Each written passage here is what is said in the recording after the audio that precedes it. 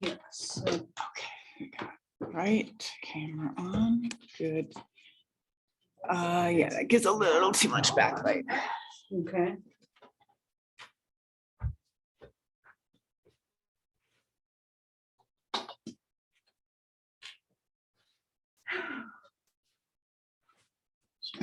Yes. Something for you to read. There's Christine. Oh, very good. She's probably sent it to you. Well, I hope she Yeah. does. Yeah, I cannot see it now, but. Carrie, is this where you live? Yes, this is Oh, wow. And are you here all the couple? She thinks she's Yeah, going to opt out of yoga. I think so. Oh, beautiful. Yeah. I had a feeling that was Yeah, coming. I had a feeling too, but I was hoping for the other way. Well, we had both doors on the other side of the street. But she went for a walk with her husband. And I think that's what did it. Her husband said, they want their wives to be more. with him. I used to work. Mine wants me to be happy. And And I also Yeah, did maybe talk to her space. before this that's class where- because it takes a lot of time away. And we haven't been married that So I long. used to go down there. Really? Yeah. You know something about farming? How long? I'm an herbalist. Well, coming up on 10 years. So much farming. But it didn't feel that long. Yeah. Yeah. Yeah, cool. Let's see. Yeah. Looking Looking for for resources, resources, 'cause there's a whole different bag of worms than East Coast, so. Absolutely, absolutely. It's taken me 20 years to. And he said, of course, I know. take Yeah, this he's a class. gardener. Yeah. It is a lot of work. Yay. A lot of work. And our I season- picked the right guy this time. There's a Or deal. second marriage. marriage. He picked me. I know. Only Actually, married or second marriage or? Actually, third, because my Hi, second one passed everybody. away from Hi, cancer. Christine. Who else have we got Had here? cancer for Oh, 7 years. Laura, that's you. Okay. I know your name from tech writing with you, but That's hi. Hi. Okay. I'm going to get this onto you for the moment. Got Laura and Christine. Oh, good. Hi, Christine. Hi, Laura. Welcome. Christine, thanks for your assignment. I hope you got it back from me as well. And just so to get this on a recording, this is our first session.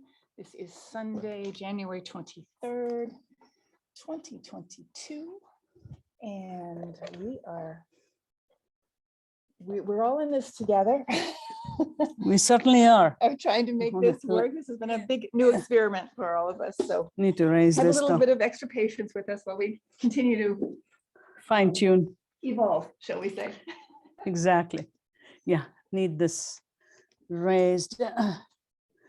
Maybe Clay, you can figure out how to raise this to its max. Thank you. I think that is the max. That's as high as it goes. I'm surprised.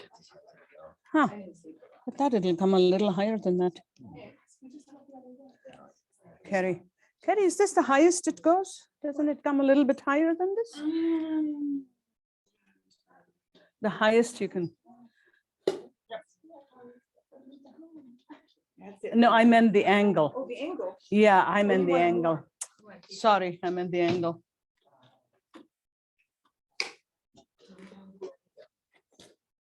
Thank you. Perfect. All right. Okay, so we wanted to check the, Christine, if you can give us some feedback on the positioning of this board.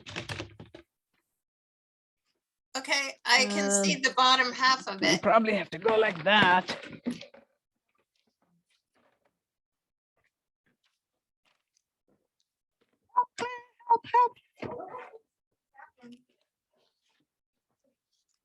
Well, no. We just want that, take that out. Yeah, let's see if keeping it lower. Yeah, Oh, what can I you can see? see the whole thing. Christine? I can see the whole thing now. Okay, you need to unmute yourself. Oh, I thought I did. Sorry. Hello? Hi, Okay, yeah. I'm not muted. I don't know. I can see it. How's the volume? Can you hear my voice, Mhm. Christine? Got it. Yes. Yeah. I cannot hear you, so can I you don't know. unmute yourself? My- So, My mic is on. oh, that's what it was. Oh, yeah. Somebody say something. Can you hear me now? Yes, we can hear you now. Okay.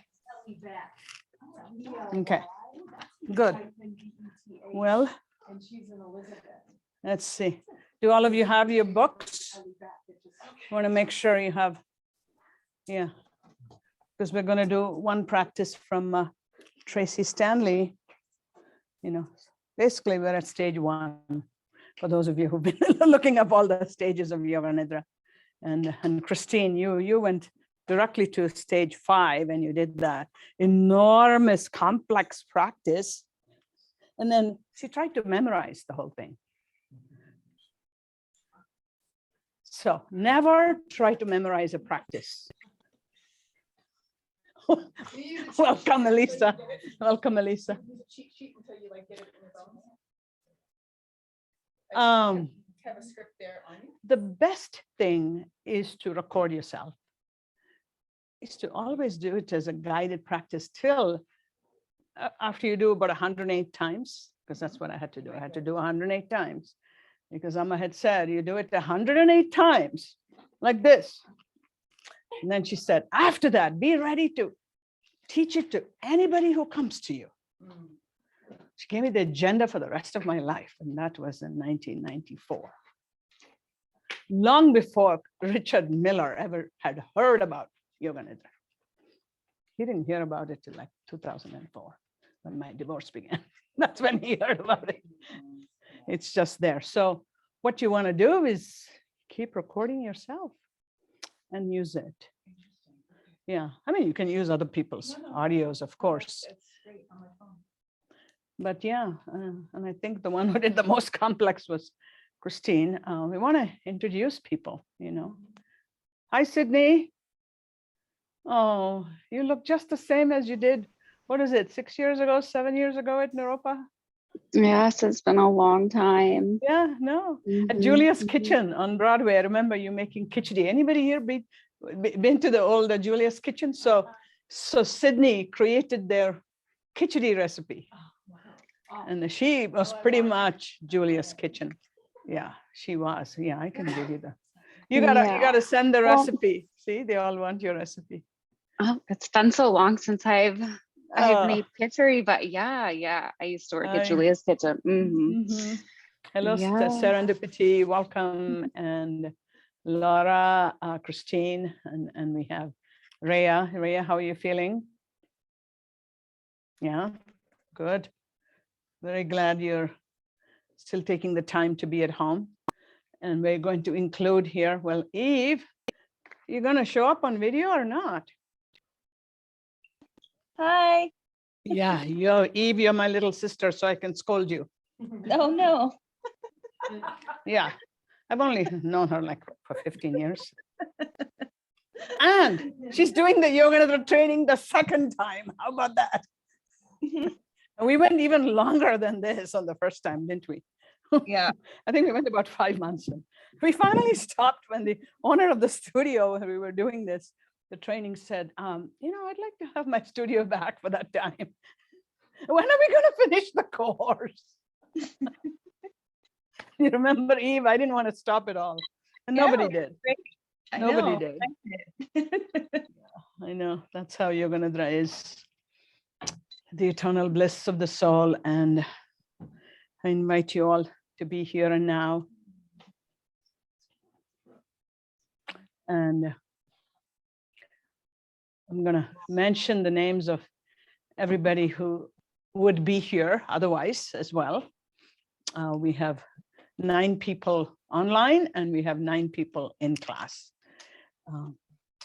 So the in class, first of all, to honor and offer our gratitude to Kerry Templewood, without which none of this would be happening. Let's give a big round of applause to Kerry. Oh, Kerry. Glad you moved from Canada to Boulder, Kerry. Well, it's kind of roundabout, but yeah. Roundabout is good. Okay. Me too. And And then we have in person here, we have Clay, and we have Elisa or Elizabeth, and we have Kathleen, and we have Janet. And the ones who will otherwise be here are Leela Ferguson, another NEROP alumnus, and Rhea, who's feeling better, but she's online today. And then we would have Sam Lang, who's not feeling so well today. You know Sam, yeah. And then Margie, who's working in the hospital today. And that completes our in-person. And then online, we have, as of now, you want to each one unmute yourselves and say your name and where you're tuning in from, please. Christine, you want to start? Christine, I am tuning in from the Western Slope. I live in Palisade, Colorado. Great, yeah. And Sydney? Hey, Christine, I don't know if I've ever met you, but I'm in Glade Park, Serendipity. Yeah, see you too. Nice to meet you, Christine. Yeah. Nice to see? meet you. Yeah, you're probably what, 15 And minutes all of from you. each other? 20, yeah. And yeah, on to Sydney. I'm Sydney. I live in the Shenandoah Valley in Virginia. So I'm Wonderful. way You're far close away. to Charlottesville, right? You both. I'm close to Charlottesville. Yeah, I live in Afton, a little town called Afton. Okay. And Rhea has been introduced as in person, but you can introduce yourself there online. Hi there. I'm Rhea. I live in Lafayette near Boulder. So really happy to be here. Thank you. Yeah, and she barely escaped the fire. Yeah, yeah, right. And down we go to Eve. Yeah. I'm in Steamboat Springs. Yeah, she's the mountain woman holding the mountain together. You're amazing. Okay, Laura. Hi, I'm Laura, and I am in Indianapolis. Indianapolis, okay. Serendipity. Yeah. You're from the Palisades, right? From Glade Park, so it's above the Colorado National Monument, but we're Oh, moving to the wow. North Fork Valley in Hotchkiss, Paonia. My God. Okay, Peonia. Bring me those peaches next time I see you. Yeah. And then where's Palisade. our Karan? Karan, where's Karan? She's, I guess, she's exhausted from having walked with me. So Karan Collinsworth, who's our Google Classrooms guru. I see that she's invisible for now, but I'm sure she'll emerge. And that's Karan from Seattle. And then we have a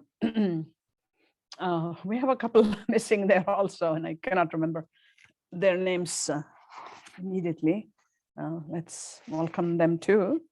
Yeah, Cinda. Cinda Campbell is finishing her yoga teacher training at the same time with Sienna and Greta in the Rasa Yoga program. So that's why she's not here. No, it's Cinda, C-I. Serendipity's probably done the training earlier. Serendipity, you've done, have you? You're also in the Rasa Yoga? No. No. But I've done some, well, is that your classes that you taught prior? Right. You've done the classes with me. And then Jackie Faye, yeah, so Jackie cannot, she's not well, so she cannot be here today either.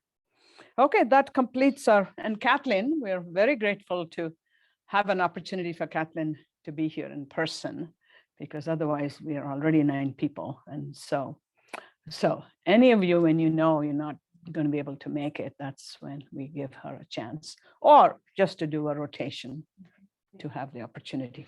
So Kathleen will be bi-local. What is that called? Bi-localizing or something? You're going to be the quantum non-local consciousness. That's what you will be. So wonderful. Okay, so we want them to hear everyone's voices here. So if you can just, say your name and where you're from. I am Janet and This I'm is from Janet. Boulder. Yeah, Janet from Boulder. Kathleen, I am currently from Lyons, but I've lived all over this county. Okay. Kathleen from Colorado. Very good. And I'm Elisa Elisa. I live in the area. yeah, but she's from, you're from Ecuador. All over. Yeah, right. Near Ontario. Beautiful. over. I see. Okay. Pleasure. And Clay? Yeah, my name's Clay. I'm from kind of everywhere and nowhere. I grew up in South Dakota. Wonderful. Well, he's here and he's at Naropa University as the program director of our new psychedelic assisted psychotherapy program. Nice. So it's a whole new frontier that he hopes to bring Yoga Nidra in. And so we're very excited to have him. And Kerry is, you want to say where you're from? Carrie Templewood, originally just north of Toronto, Ontario, Canada, via Vermont, via Boston, via Millis, Boulder. Beautiful. And we have a little farm here, and you are all in the Yoga Barn. Yes, also called the Double Rainbow Ranch. And yeah, beautiful place in all our hearts. I love it that I can go to the emoji on my phone and do double on the rainbow. And that's all I have to send people. They know who it is. Carrie from Double Rainbow. We saw them on our honeymoon. We got rainbows, like double rainbows. And That's why and it's then stuck. when we moved here, right after we moved here, Yeah. the double rainbow. Oh, Beautiful. Double rainbow ranch. Well, as a trained scientist, I will tell you that every single rainbow is a double rainbow. Nature cannot make them single. They're always double, and then they are reverse color. Each rainbow is a mirror image of the other one. All right, I'll have to look. Yeah, I know. It's amazing. Anyway. So that is about the seer and the seen, the subject and the object, which is what our entire Yoga Nidra program is all about, is the triad of, I'm trying to do a triangle here with my missing one side. So if you do a triangle and you have the subject, the object, and the means of connection. So Yoga Nidra is right in the center and transcends all three. So, or you have the knower, the field of knowing, and the means of knowing. These are Vedanta terms from the Bhagavad Gita: the knower, the field, and the means of knowing. So in this class, what's going to happen is you'll write furiously every now and then. You've got to have a notebook where you just put down some terms. And of course, you'll always have the replay to come back to. And then I'll have a few charts that we'll go through as needed. Again, checking that all of you there can see, or if we have to change the angle of are we good?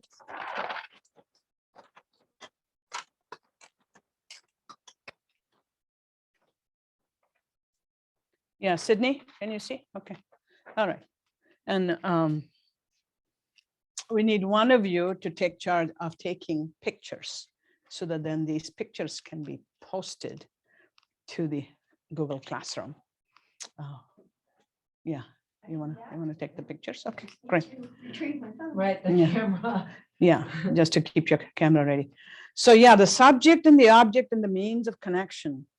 So in the field of what we call Prakriti, or material reality, all the phenomenal world, the great 5 elements, if you're going to start with the root chakra, that will be earth, water, fire, air, and space. In the tantric system, we count from our ring finger. So 1, 2, 3, 4, 5. Earth, water, fire, air, space. And as we ascend, so the density of consciousness goes down. So it's the heaviest in the earth element. So in Yoga Nidra, that would be like, lying in Shavasana. It would be like make your body, the sensation of heaviness, become heavier and heavier. So that's kind of the earth element attribute. And then when we say, let your body be as light as air, as light as a feather. So we're moving up and coming into the air and space element. So that sensation of heaviness and lightness are all associated with the earth element. And that is all part of what is known, what is the object. So subject, object, means of connection, the essential triangle. And the means of connection in Yoga Nidra, we pay attention to 8 ways of knowing. And all this comes out of the yogic cosmology called Sankhya. So just say Sankhya, Sankhya, Sankhya, Sankhya. There's a ka over there. You know, you can just put that aspirate. Sankhya. Yeah, there you go. So Sankhya means enumeration of the categories of existence, or a yogic cosmology. And just as in the Greek cosmology, we have the 5 elements of earth, water, air, air, and space. We have those same 5 elements. Mostly we see them as 4, earth, water, fire, and air. And space is seen as a derived element, something that's more psychological, something that's more intuitive, because there's no ways to capture the essence of essence of space through any means that we know. We just know that space and time occur together and they're interrelated. And there's a beautiful trick to that my father taught me when I was a child. You make a fist, and then you're going to open it to 3 fingers out in perpendicular ways, all at once. Try that. These are the axes of space, time, and causality. Space, time, and karma. Karma arises when time arises. Kali is the killer of time. Kali is the occupier of space. She's also the void, where there's no space. So if you do this and let your hands open, so karma rises along with space and time. Space and time cannot be separated. So even though we speak of space as an element among the 5 elements, really what we're meaning is the space-time continuum. And in the space-time continuum, what do we have? We have thoughts, we have sensations, we have feelings, we have emotions. And because of this, if you remember to just use this fist as a tool to remind ourselves there are 3 axes at all times together, and they co-arise. What is that? Space, time, and karma, causality. Space, time, and causality. So every time we feel like, why isn't this going away? Or what am I doing wrong? We know it's being held in this space-time construct. And that if we can bring ourselves back to the source, bring ourselves back to that subject, object, and means of knowing, we bring ourselves back to the subject, then we can keep dissolving those extensions. We can keep dissolving those ways of enmeshment where we are caught up in the space-time continuum.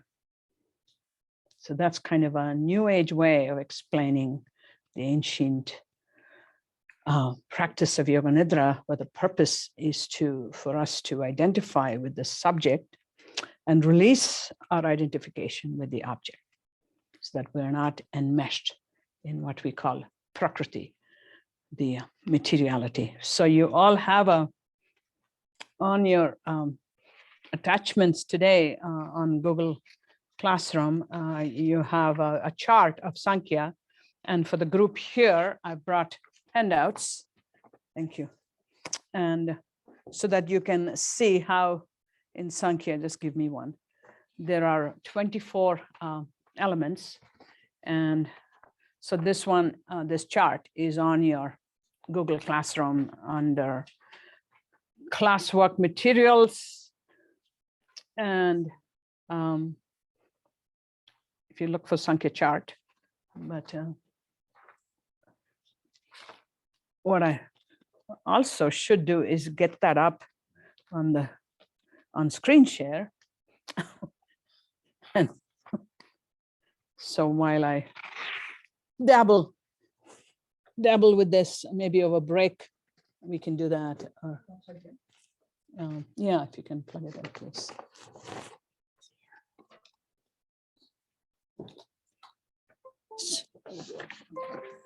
So you have the subject and you have the object and you have the means of connection. And as I said, the 8 means of connection, 8, why are there 8? We have 5 senses, right? So what's the other 3 about? 3 other means of knowing other than the 5 senses. We have a mind. And the mind, according to Sankhya, if you look at the bottom of the chart, and you have manas, ahankara, and buddhi. And as I said, we better try and get this up.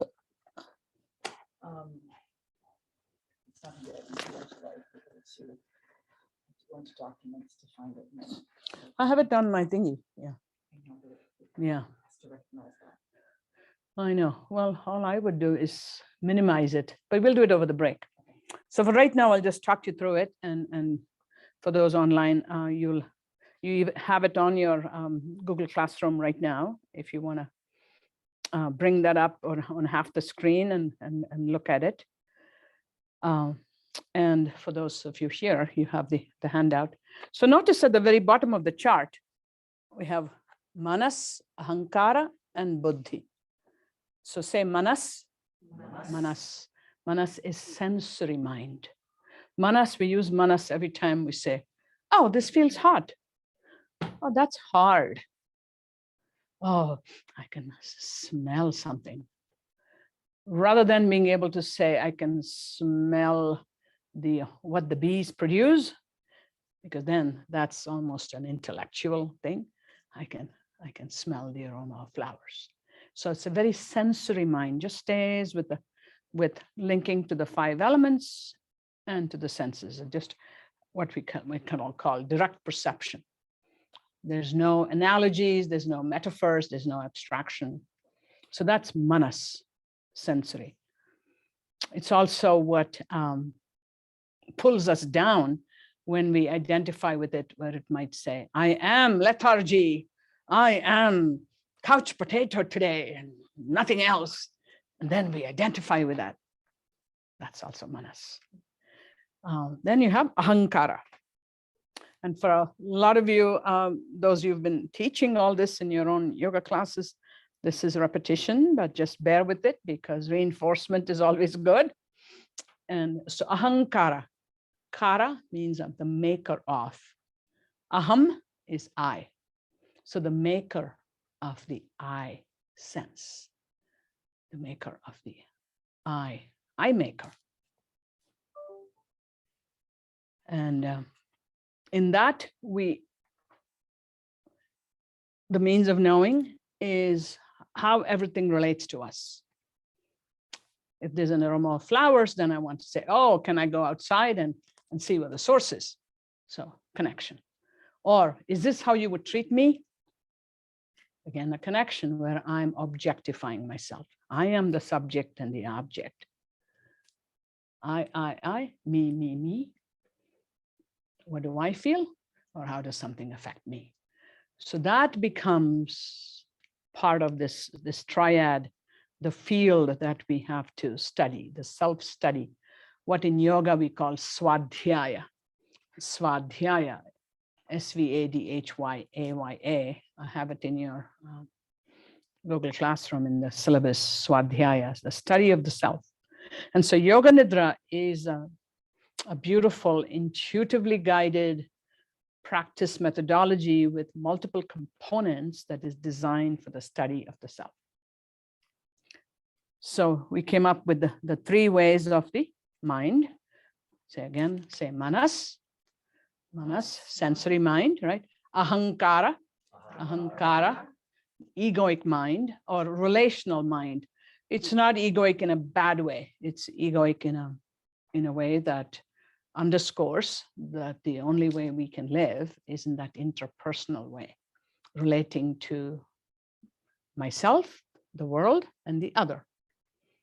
And Richard Miller speaks of how Yoga Nidra can be seen as us being in relationship with yourself, the other, and the world. And I find that to be a very nice way to describe Yoga Nidra as an intuitive process. And then on the top of the chart, you have the 5 elements, which are the attributes of the 5 embodied chakras, from root chakra, pelvic chakra, navel chakra, fire, heart chakra, air, and throat chakra, space. Root chakra, earth, pelvic chakra, water. So when we talk of heaviness, that is also what we call the tamas guna. Say guna, guna, guna, guna. Guna is think of strands, think of Christmas ribbons around a tree. The strands of existence. The strands of existence. And I've got a little chart here. And I'm throwing these a few terms at you, but we're going to keep coming back to them again and again and again. Yeah, I've got the gunas in this chart too on Om. So the 3 loops of Om. I know this is going to be, we're going to have a viewing issue for our class. Yeah. And so the 3 gunas, tamas, say tamas, tamas, tamas, tamas, just like tapas, but tamas. So tamas is heaviness. Tamas is inertia. And so the waking consciousness, when we wake and we use the sound ah, in the sonic metaphor of Om, ah is used to move our awareness from tamas to rajas. Say rajas, rajas, it's just rajas, rajas. Rajas means all that is activated, all that is kinetic. And then the last term, sattva, sattva, say sattva, sattva. Sattva is all that is sublime. And the example I like to give is a lump of coal in the earth. A lump of coal doesn't know its own potential, but it has tremendous potential, right? And then put it in a steam turbine with the fire, and that rajasic process of generating the electromagnetic current there, that would be the rajas guna, the property of coal that can be activated. And then you have the sublime, and the sattva is the electricity that can fire any appliance and be there to plug in your phone, charging. So that would be the sattva. So this lens of the 3 gunas, and I do have a chart just for that. If I will be patient enough to get to it.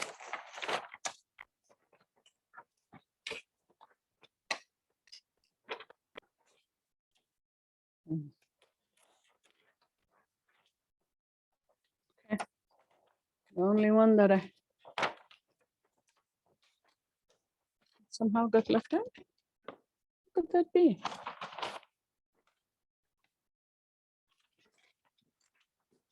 Ah, there it is. Okay. So the 3 gunas, can you all see this? There are people taking pictures here. That way all these pictures will be posted online. So tamas guna, all that is potential. Rajas guna, all that is kinetic.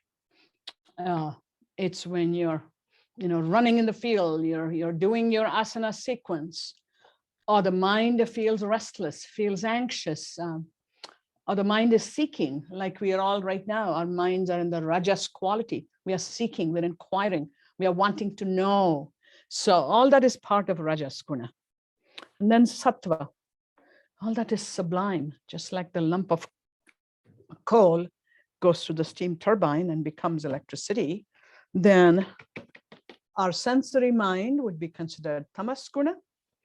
Our egoic mind, ahankara, would be considered rajas guna.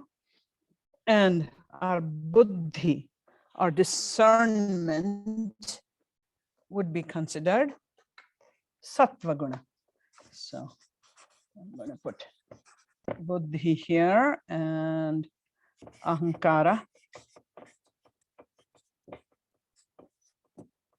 except now you can't read that,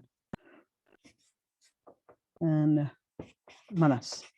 So the three aspects of mind, three ways of knowing, in addition to our organs of cognition, the five senses.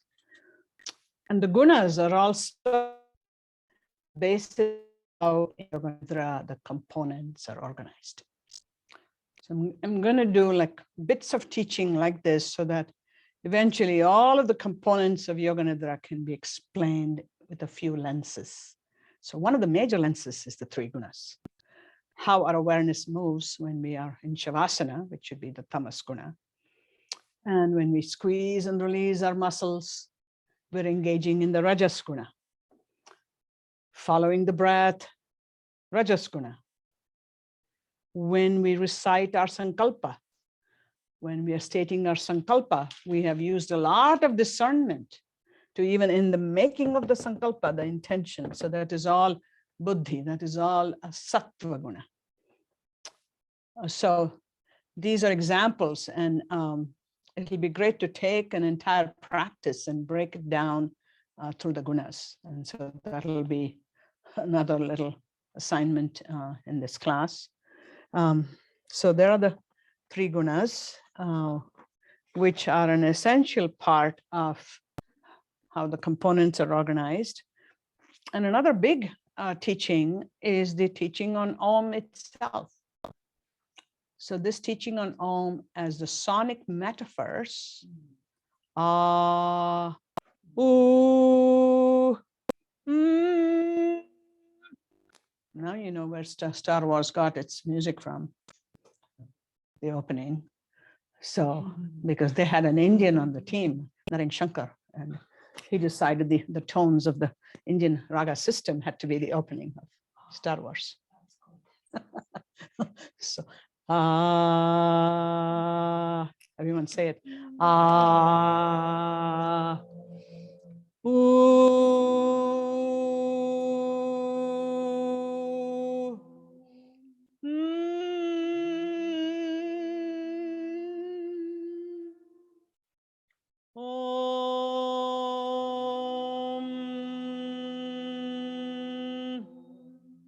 So oo, and those three sounds are the component sounds of Om. And this is because of Sanskrit grammar, how vowels combine. So primary vowel which represents the waking consciousness, because to make the sound you have to start from the belly, you have to use your diaphragm muscle and really bring that sound up. So waking up into waking consciousness. It's also called the creation energy. So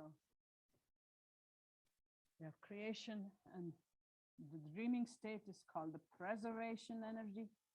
Oops, that went off over there. Okay. Preservation energy. We have to do something about the angle of this and see if we can change it a little bit. Okay, great. Over the break, maybe. Okay, good. Because you've done so many presentations. And okay, creation, preservation, and this is the dissolution energy. So I'm going to denote all of that as a cyclic force of karma: creation, preservation, dissolution. Waking, dreaming, deep sleep. And the deep sleep is the metaphor for also awakening, what is called prajna. Prajna. And some of you may know it as the term prajna. In Tibet and North India, they say prajna, and that's what came to America. But in South India, we say prajna. And that's how we pronounce it in Sanskrit in South India. So prajna is awakened wisdom. Because it's only in the deep sleep state we have no sense of separate self. We think about it. Even in the dreaming state, we are partially in a sense of separate self. Because you can talk about a dream and you can know that you're dreaming. You can be slightly awake in a dream and know that you're dreaming. How many of you have had that happen? Yeah, you know that you're doing. So there's still a partial sense of self, separate self. And in the waking state, we're very much in the dualistic sense of separate self. So separate self, partial sense of self in the dreaming state, and absence of the sense of self in deep sleep.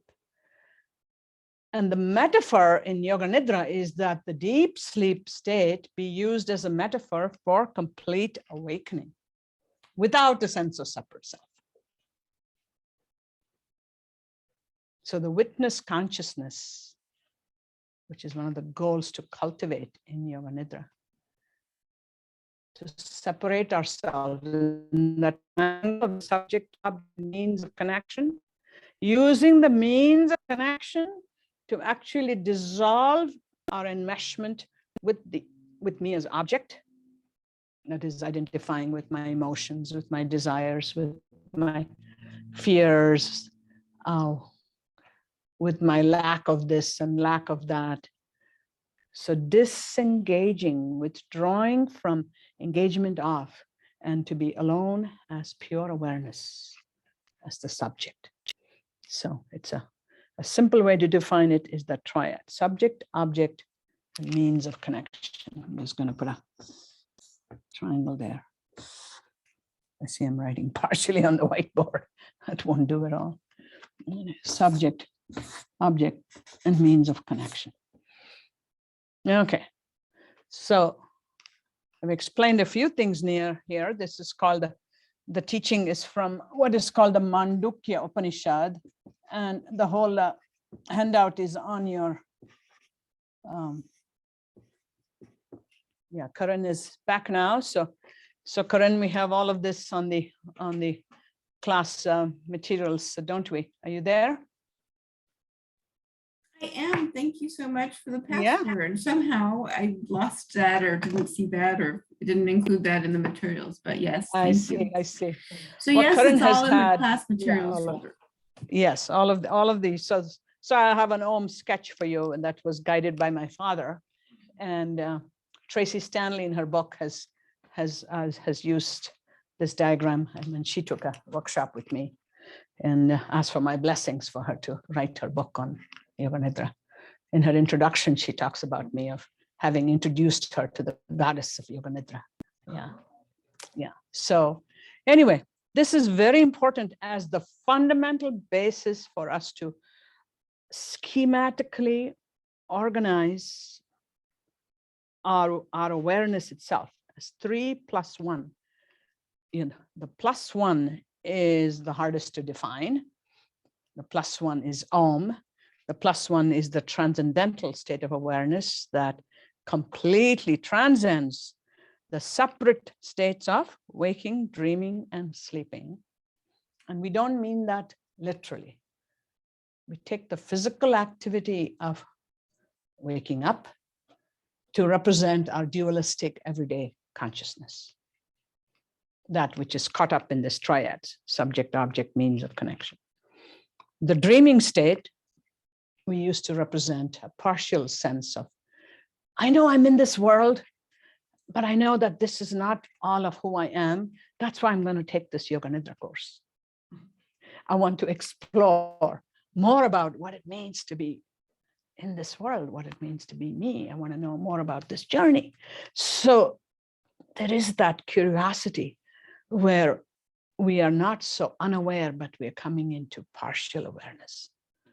And then the deep sleep state is the opportunity to come into full awakening while not having a sense of separate self. And new research is showing us that one can go into deep sleep states and still be able to program ourselves. And we have Yoga Nidra extended into the sleep state. First, we have dream yoga, that's called Swapna yoga. Then we also have deep sleep yoga. So there's a progression in the components and in the guidance of Yoga Nidra to take us through the journey of the 3 states. And the ultimate, this little symbol there is called the bindu. Say bindu. Bindu. Bindu means a drop. It's the drop of bliss. The drop of bliss of the union of the divine masculine and the divine feminine, called Shiva and Shakti. And so that's what represents Om as the sonic sound Om, that is the transcendental reality. And the crescent moon that's in the symbol, the crescent moon represents Maya, or illusion, the illusion of separateness, the illusion that we're all separate and have nothing to do with one another, or nothing to do with the ultimate reality. That is the illusion, because every day the moon looks different, and every day the fullness, the ultimate reality of the moon is the same. So it's to know that the ultimate reality is one, and it's unchanging, that ultimate source, and yet the manifestations of it are constantly changing, and we get attached to them. So it is our attachment to the appearance of reality as being fragmented that causes our sense of separation. Oh, that was a big sentence, a loaded sentence. I should try to say that again. You help me, Janet? It's attachment to Appearance. It's attachment to the appearance of reality in multiplicity, right? As fragmented. So our own fragmented self, for instance. You know, you have an argument with somebody and then you just label them for saying, oh, that person is angry. That's an angry person. I don't want to deal with them anymore. We have fragmented them.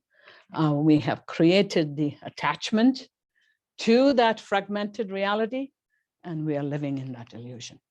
And that's what has to be broken. Breakthrough happens in the components of Yoga Nidra when we're in the deeply relaxed state. That's the key.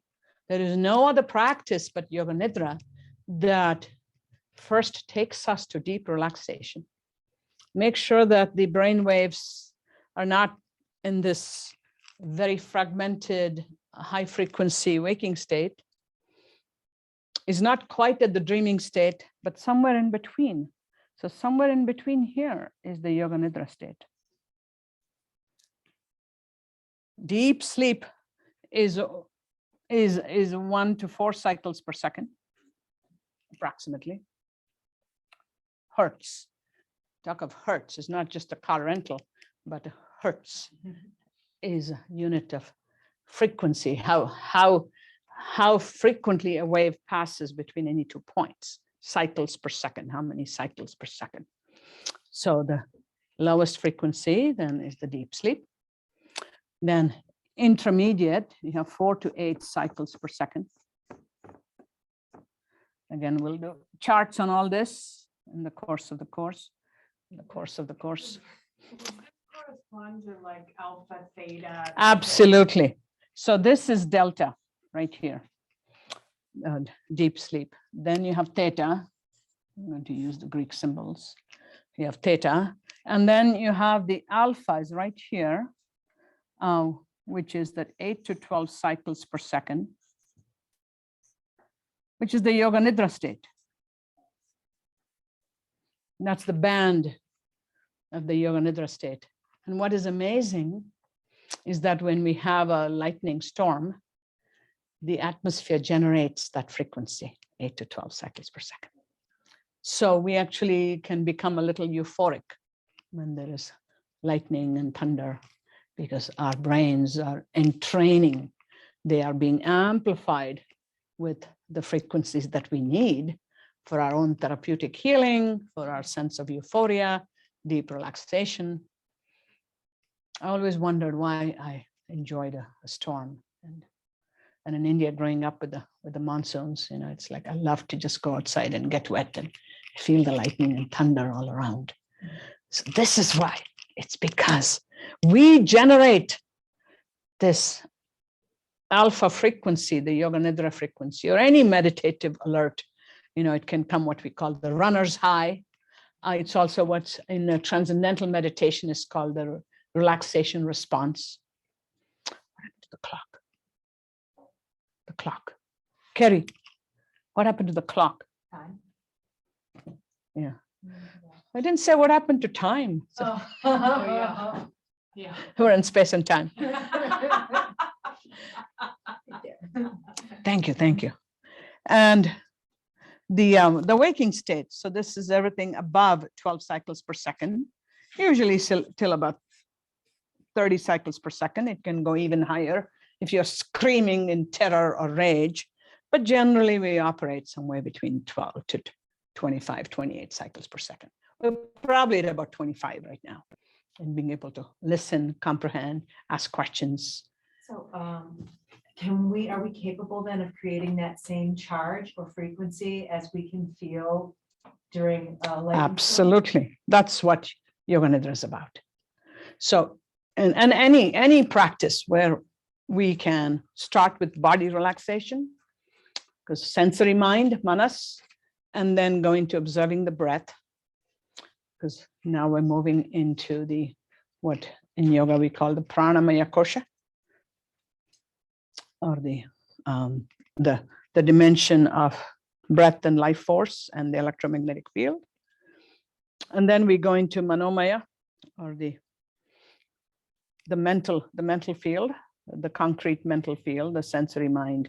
So everything like, you know, smell of the flower, visualizing the barn, visualizing this room around us, any sensory mechanism that allows us to take our awareness outside of the body and then bring it back, because then this whole band up here called the sensory motor cortex, like where you're wearing a hairband right there.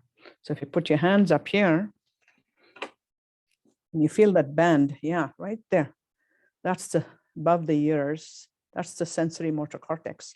So right there, that hemisphere of the cortex, our thinking brain, is hardwired with the nerve endings and the circuits for our motor and sensory nerves. That is our ability to smell a flower, or to sense the feeling of this book, or to be able to move my arm at will.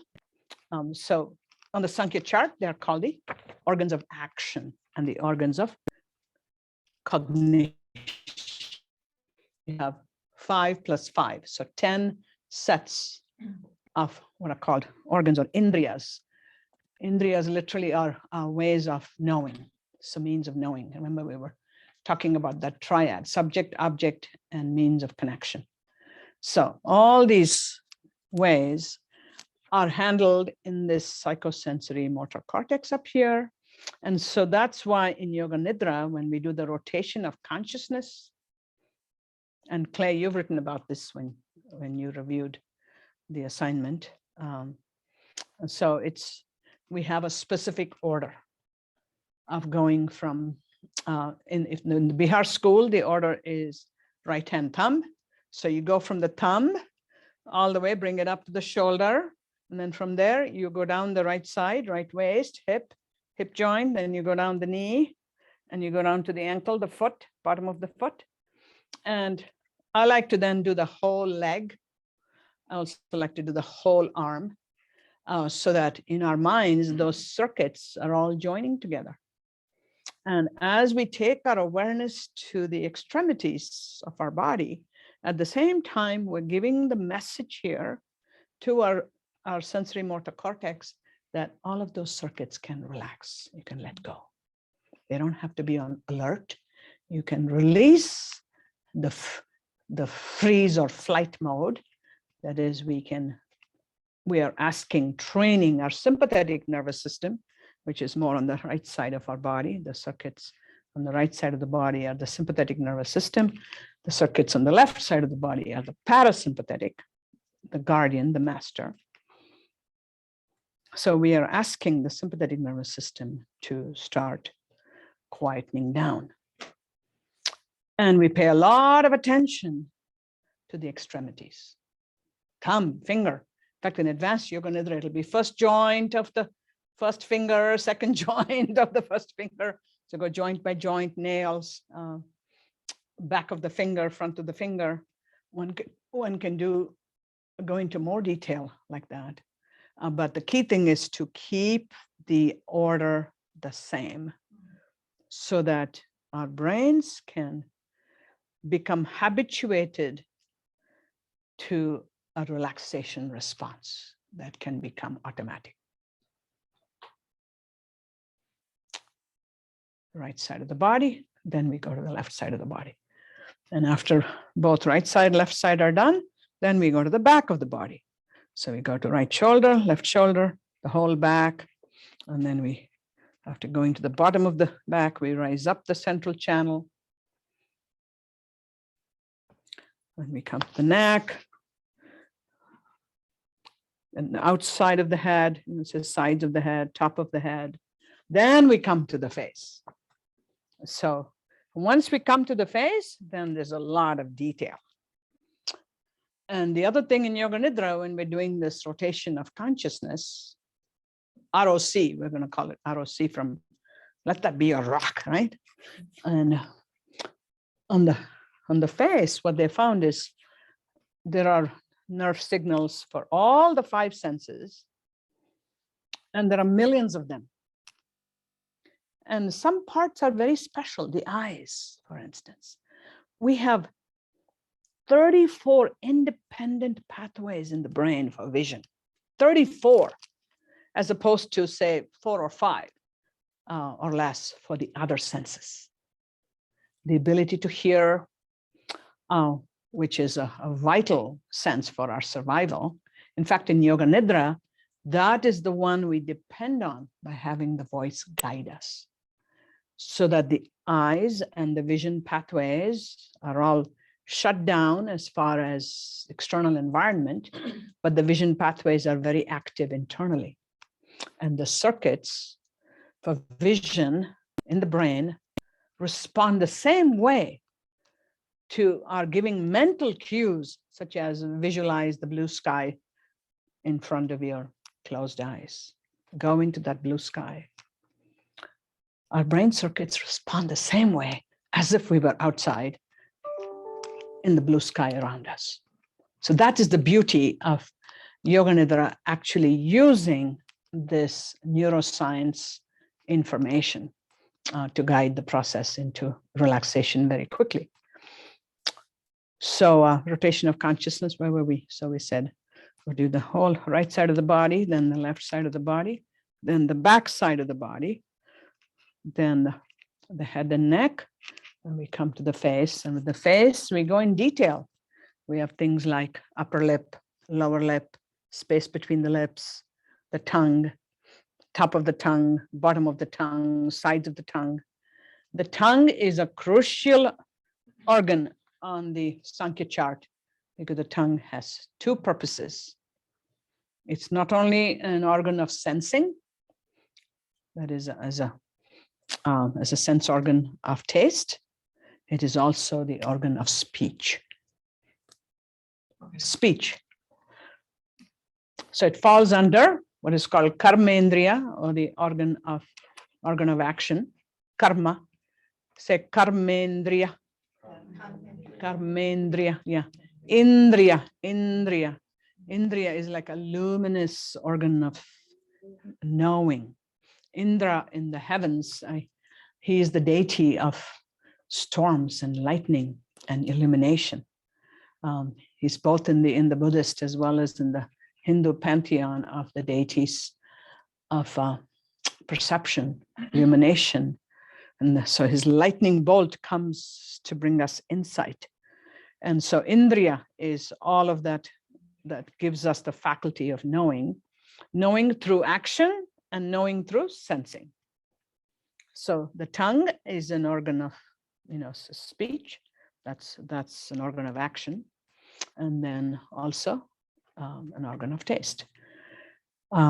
So quite a lot on the face. And then once the face is done, then in the rotation of consciousness, we take it all the way down to the feet and then the whole body. Remember how we do the whole body 3 times? And I always say the third time, raise your head, raise your head, raise your head, and the whole body. So there's just something about when we can take our third eye visualization through the whole body, then all of the networks of nerve endings that have to do with the organs of action and the organs of sensing, all of them quiet down in this band. And that's why the rotation of consciousness is such a vital component, and that it is consciously chosen. I think that's a good teaching. Let's see what else I have up here to wind up this part, because I want us to get to a practice. Yeah. The benefits of Yoga Nidra are cognitive, physical, and spiritual or psychic. It was designed in medieval times in India for yogis and ashrams and staying with their gurus and disciples to have a Kundalini opening to develop siddhis. What siddhis are, psychic qualities and abilities such as clairvoyance, clairaudience. And so they start to come naturally on the path of yoga at some stage or the other for everybody. And so they used to cultivate these siddhis by using Yoga Nidra. And that in our journey of self-awareness, that is the path to our spiritual freedom. In fact, Swami Satyananda says in his own experience and training, the doorway to freedom, the doorway to samadhi is through Yoga Nidra. And to me, that was the call when I chose to study it in the mid-90s in India, being asked by my spiritual mother guru, Amma, also called the hugging saint of the world. So when I had gone to her a little desperate about my liver toxicity from being exposed to chemicals I was working with as a research chemist, and then I knew I had to get off that path and do something else, but wasn't sure how to do that, how to make it happen. And she just demanded that I give it up and go into teaching. And she says, teaching is your sadhana, never forget that. Teaching is the path for you. But you must go learn Yoga Nidra from the oldest swamis of the Bihar School of Yoga. Don't go anywhere else. Do not study it in America. Study it in India before you leave, because my trips to India with children those days, it was like, there wasn't any time to do things for myself. We were always with family and family agendas. And somehow it worked out that I was able to study with this Swami. And so these benefits in the cognitive realm, it is as simple as you'll begin to notice our memory power will improve. We're able to make more connections among things, more associations, and therefore the memory goes up. We're able to work at a more abstract level. And when I have worked with children, when I have worked with high-risk children, high-risk youth, and youth on the mental health spectrum, all the way from depression, schizophrenia, bipolar, everywhere you start to see almost immediate benefits. And there was a high-risk youth group I used to work with in Fort Collins in our school district there. And they would wait because I only came in once a month. That was the grant I had. Oh, Mrs. Bringy, it's great you're here. We get to lie down. And the kids would immediately, they would lie down. And when there was no more floor room, they would climb bookcases and shelves and go lie down on the tops of that. and then just glare at their teacher. And then within 5 minutes, about half the boys would be asleep. The moment we started to just do it, the engagement with a process where you surrender to it, you trust the process, you know you're being guided in something so deep and profound. Even children know that. And those of you who may be interested in taking this into the children's realm, the field is wide open. And I'll be posting an article in our resources by a yoga teacher called Sydney Solis, and she has a practice called Storytime Yoga in Florida. She used to live in Boulder and studied yoga nidra with me for a few years, and I helped her develop the very first curriculum for yoga for children, and then tested it out on my own children and many classes of children. I also wonder if it's because it helps children to be in their bodies. Absolutely, beautifully said. Because I'm not sure, but it seems like children can easily learn how to leave their bodies or dissociate under like stress. Absolutely. And is that kind of, they're going through all those sensing Yes. through all that. Yeah. So for the online group, this is Lisa's comment on, is it because children, they're learning now to be more in their bodies. Yeah, that's a wonderful way to put it. It's also that somebody gives them permission to lie down in school. Right. That's huge. Yeah, Right. that's what I found. That was the common factor in all of the children's groups I worked with. And then those who were normally more jumpy and nervous, just to have that permission. And the minute we do the squeeze and release, there had to be something physical. And usually they would have finished their PE. I usually made sure that the yoga nidra came at the end of their PE hour, so that we can combine it with some active exercise first.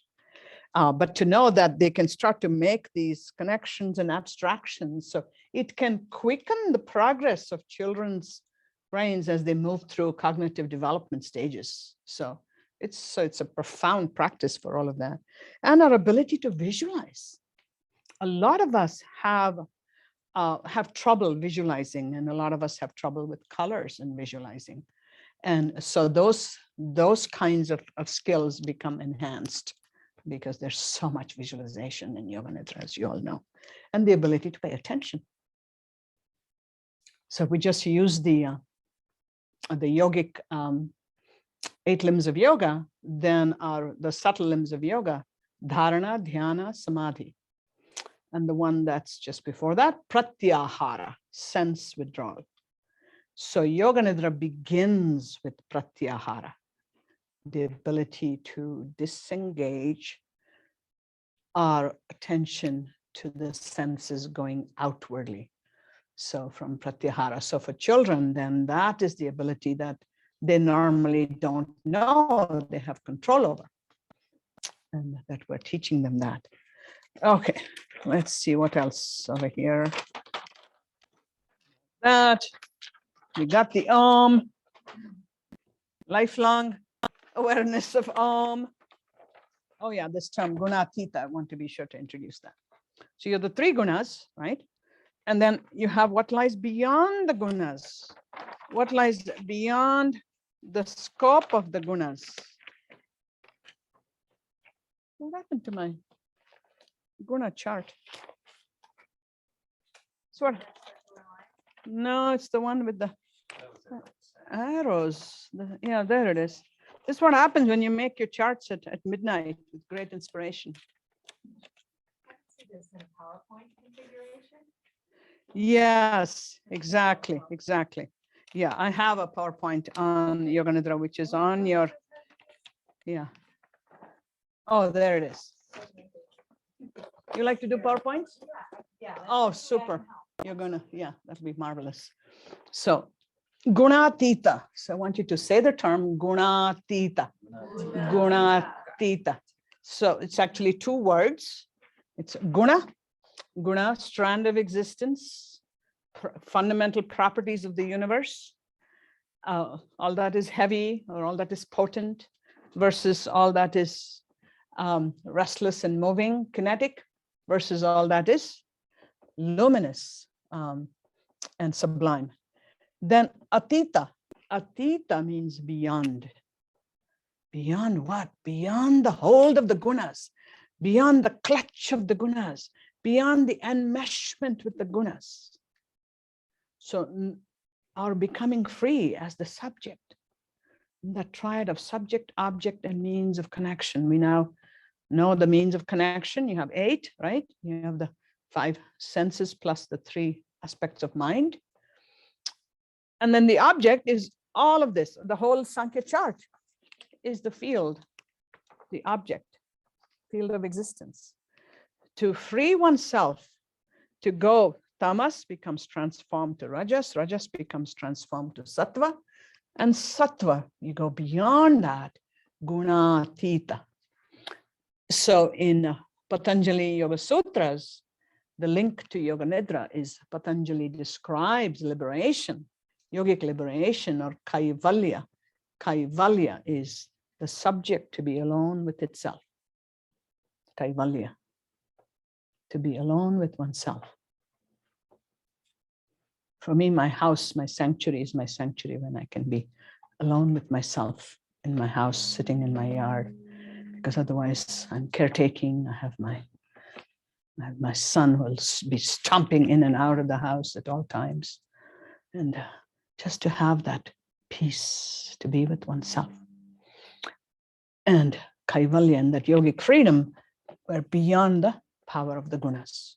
You've gone off the charts. There's no more Sankhya chart. Roll it up, throw it away.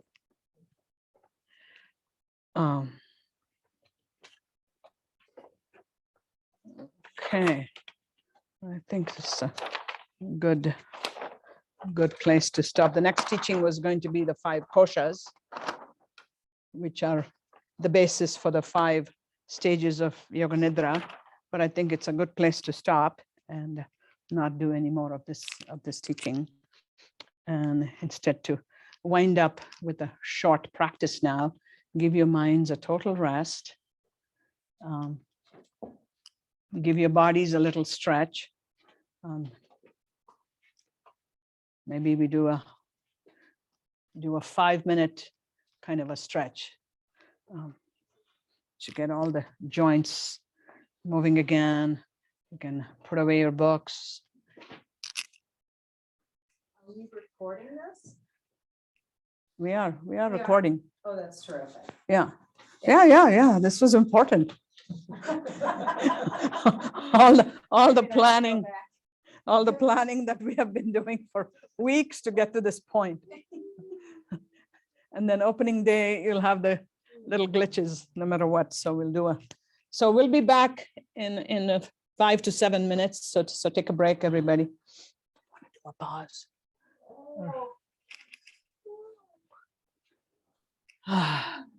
Hey, Carrie, Catch that. Yes. if you can hear me, can you shut that shade that's to the right behind Sree Devi, because it's glaring? Yeah, onto- yeah. We'll do that. I can take that down, hon. Yep, Thank you. perfect. Will do. I won't try to climb with my knee. All good. All right, take a break and I'll shut those. Thanks, honey.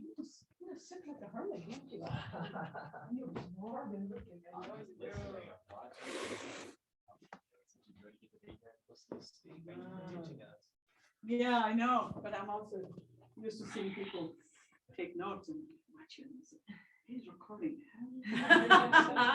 Make sure you're comfortable. Yeah, make sure you're comfortable, that you can hear my voice. Yeah, it's okay, it's okay.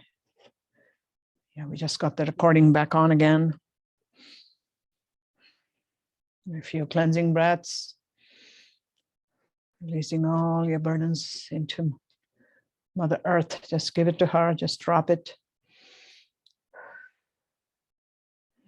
You can even create what's called a grounding tube, like a long soap bubble going from your whole backside, from along your spine, going deep into the earth, and drop everything in there that you don't want to carry. It's a powerful visualization from the energetic pranic healing domain. A long soap bubble You can just drop everything into it in colors of gray and brown and black.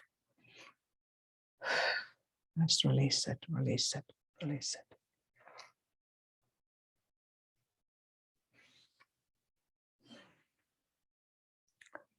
So this is the practice of grounding, deep relaxation from Tracee Stanley's book, page 106.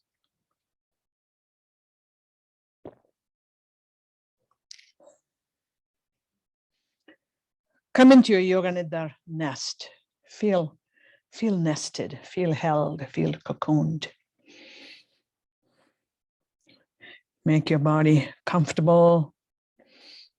Make sure you're well supported by what you need, pillows, blankets, maybe an eye mask if the light is too strong.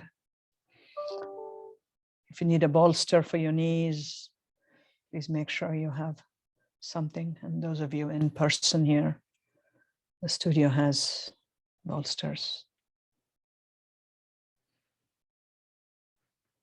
It's always good to cover your body, even if it's a thin sheet.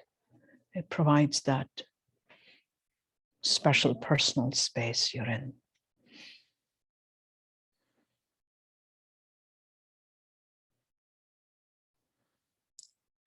Take 3 deep breaths, inhaling and filling your lungs, exhaling and emptying your lungs with a deep sigh.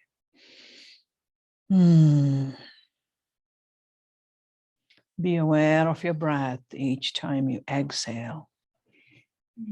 See if you can lengthen that exhale just a bit longer than the inhale. Feel the waves of relaxation sweeping through your body. As you release and let go, let's just do this for 10 breaths. Inhaling and exhaling. Feel the breath deepening through the whole body. Let your breath pass through the body, into the body, the contours of the body, around the body, going into the earth a few inches below the body.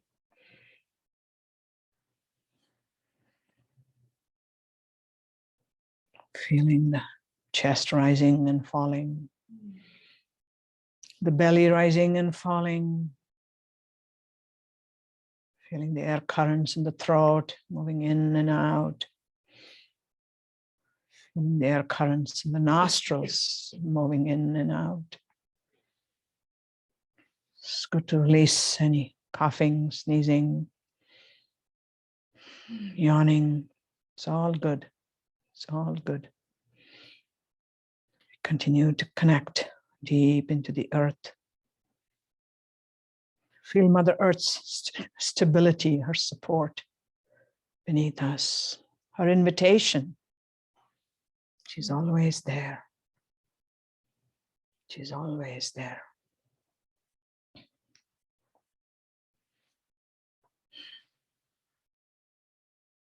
Feel the wave of relaxation each time you exhale. I'm here and now, nowhere else to be.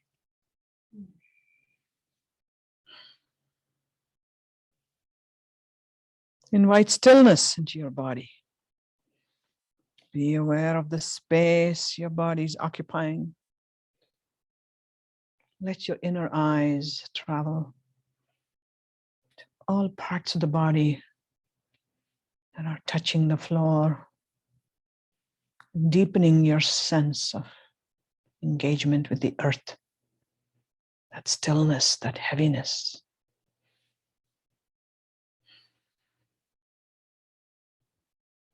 Feeling the stability of that tamas guna. Stability, the support, the structure. You are supported. You are held.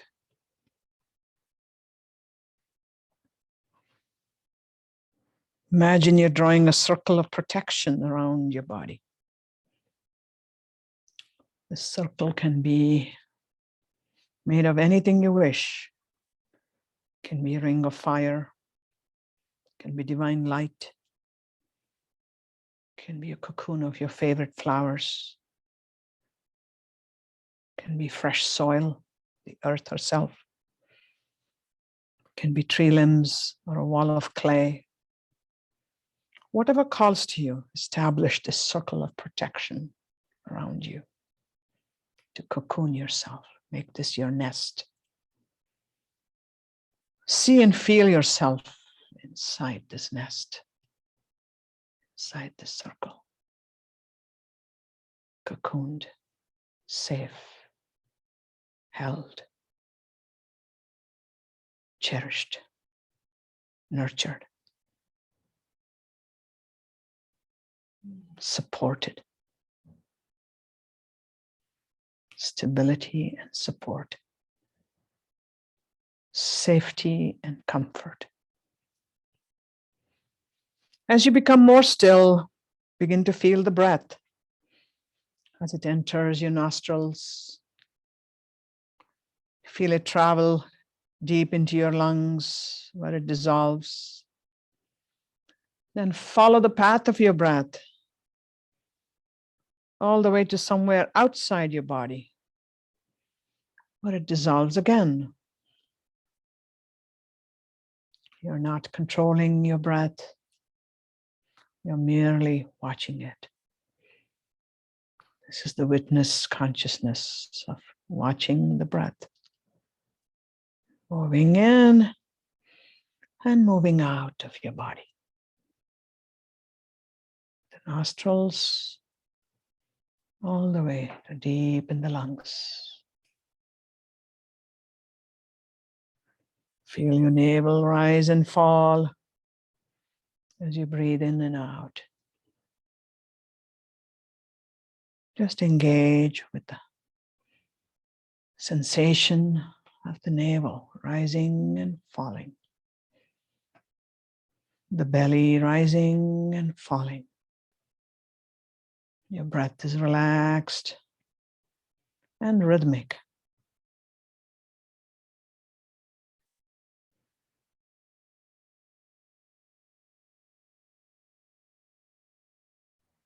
Feel your navel rising and falling. As you breathe in and breathe out.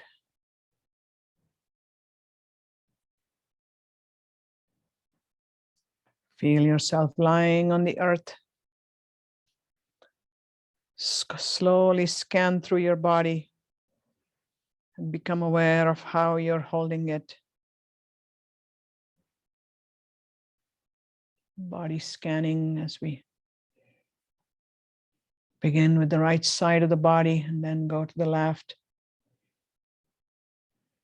Right hand thumb, forefinger, middle finger, ring finger, little finger, palm of the hand, back of the hand, the wrist, the right hand, lower arm, elbow, upper arm, right shoulder, armpit, right waist, right hip, right thigh, knee, calf muscles, ankle, bottom of the right foot, top of the right foot, right big toe, second toe, third toe, fourth toe, fifth toe, whole right foot, left side of the body.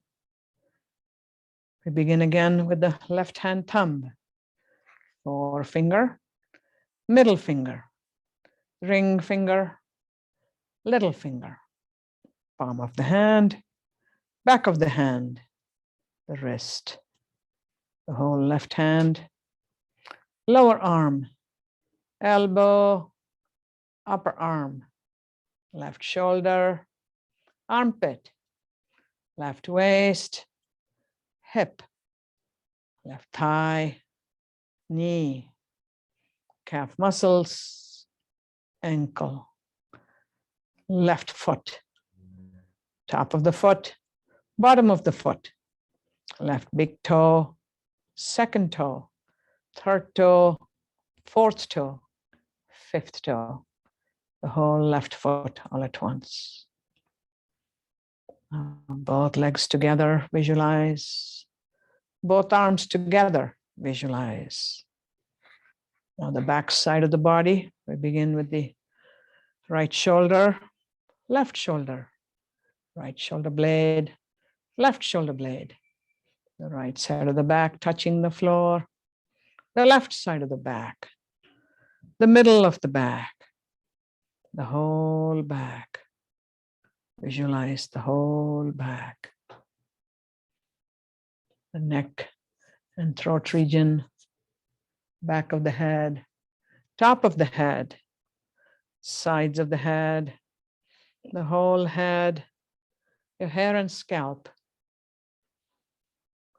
Now your awareness on the face, soft light beaming on your face, highlighting all the parts of the face. Repeat after me. Forehead, middle of the forehead, right eyebrow, left eyebrow, right eye, left eye, right eyelids, left eyelids, right eyeball, left eyeball, the whole of the right eye, the whole of the left eye, right cheek, left cheek, right ear, left ear, the mouth, upper lip, lower lip, space between the lips, the tongue, top and bottom of the tongue, sides of the tongue, inside of the cheeks, the whole mouth. The nose, tip of the nose, right nostril, left nostril, both nostrils together, the whole nose. Now the whole face beaming and shining, the whole face, the whole face. Take your awareness all the way from the face, down the body, the upper chest, middle chest, the navel region, the lower belly, and both legs all the way down to your tippy toes. Both legs. Now the whole body on the front and the whole body on the back side.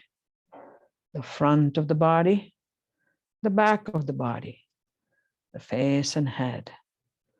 The whole body from head to toe 3 times. Just a sweeping awareness, the whole body. Again, the whole body.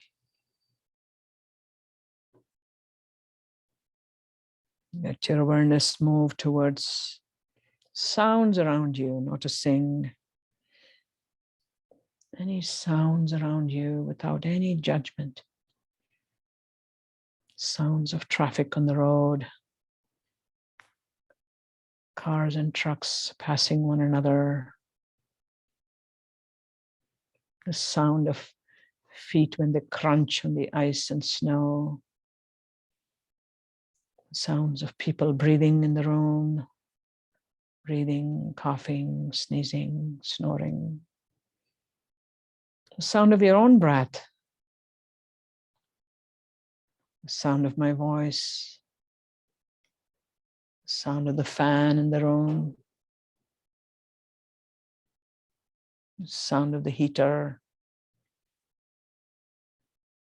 any other sound you notice all around you. Just attend to them, don't analyze them. Just attending to sounds.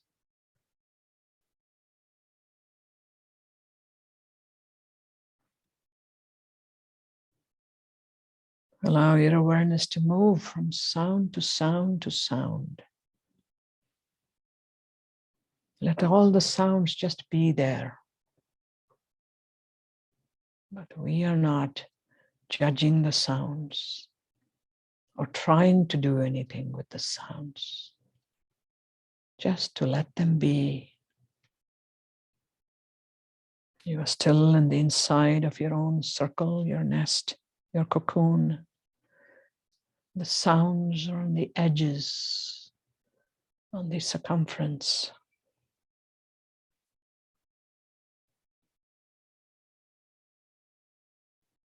You are in your cocoon, grounded, stabilized, in safety, held in this cocoon of earth, with a sprinkling of sounds on the edges. Remembering your intention, your sankalpa.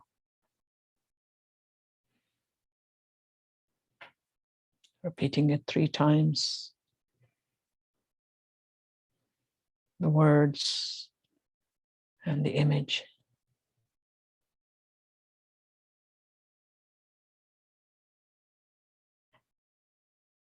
As you are held within this cocoon, this circle,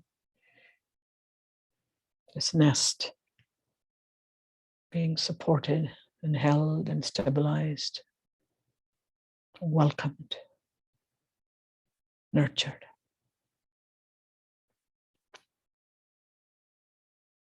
And a group sankalpa from Tracee.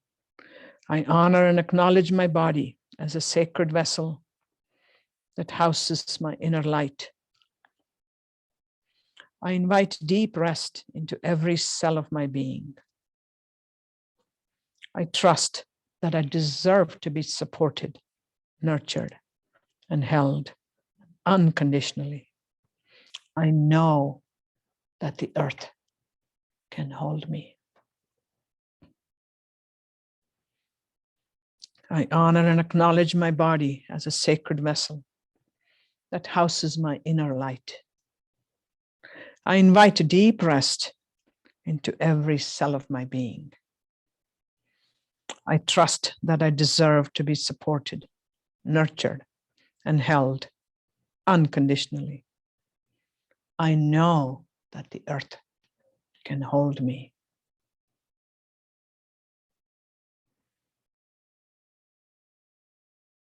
Notice the parts of your body that are touching the floor. The shoulders in the floor, the head in the floor, the back side of the body in the floor. Your arms, back of your arms in the floor, back of the legs in the floor. The whole back side of your body touching the floor.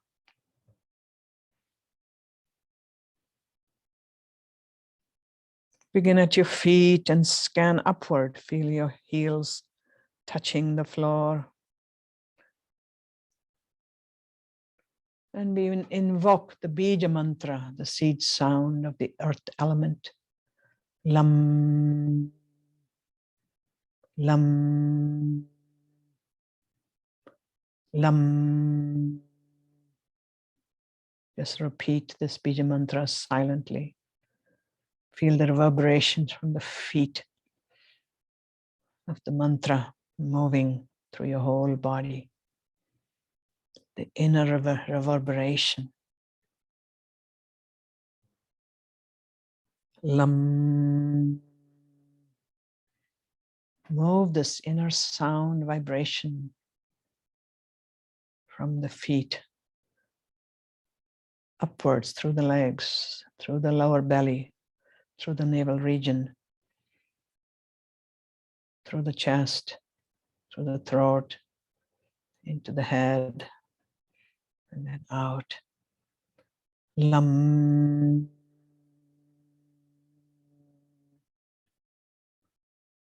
Lam.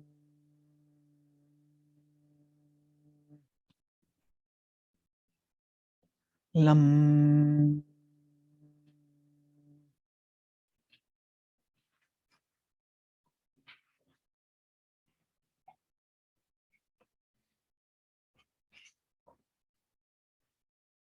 Move the sound into the calves of your legs and into the floor. Lam. into the backs of your thighs and the floor. Lam. Into the buttocks and the floor. Lam. Into the parts of your spine touching the floor. Lam. Into the shoulder blades and the floor. Lam. Into the back of your head and the floor. Lam.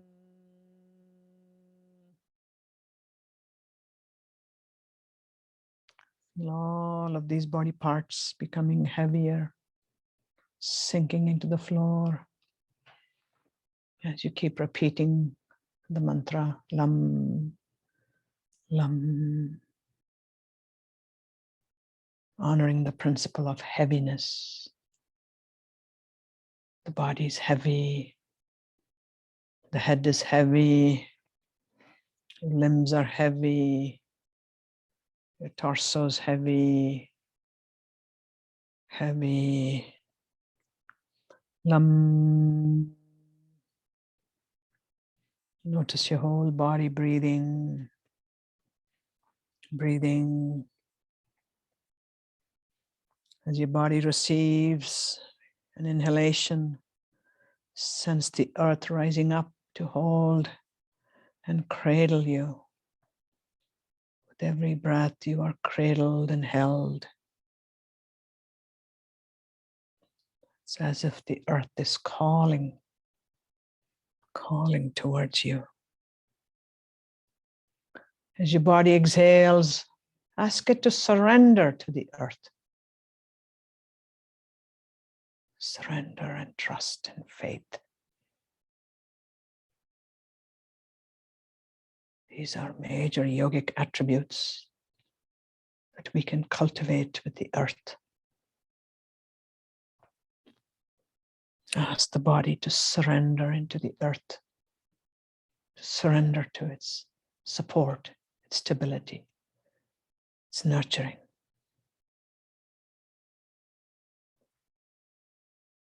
Every inhalation invites the earth to support you even more.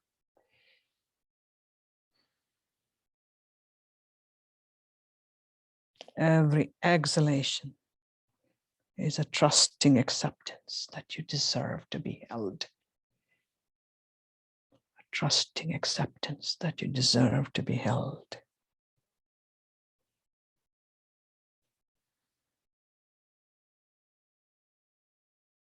As you tune in to that aspect of heaviness and surrender and trust in the earth, we shall now count backwards from 27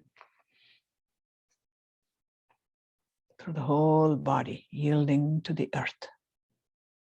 The whole body yielding to the earth.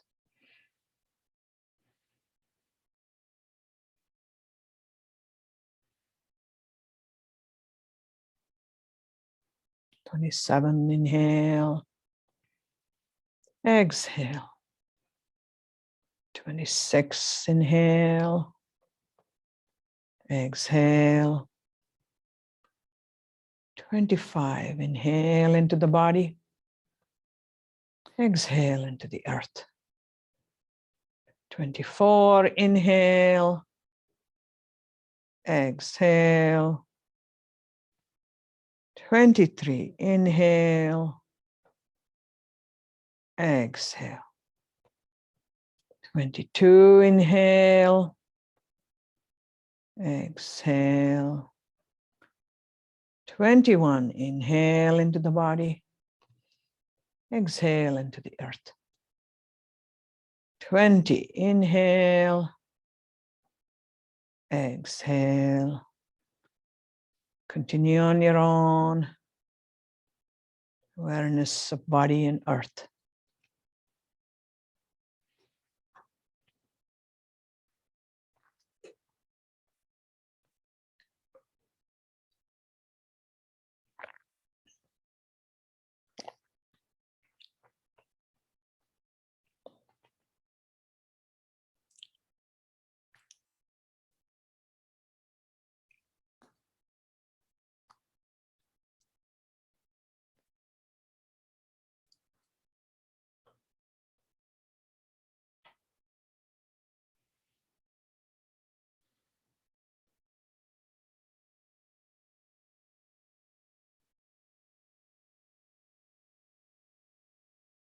Release all counting. Feel that connection with the earth, the stability, the support, the heaviness. Each time you inhale, a layer of constriction and tension is released from your body and mind. And by the time you get to 0 in your counting, the body and mind are completely free to relax. Whenever you're counting backwards, if you forget, just come back to 27. Feel the earth holding you unconditionally.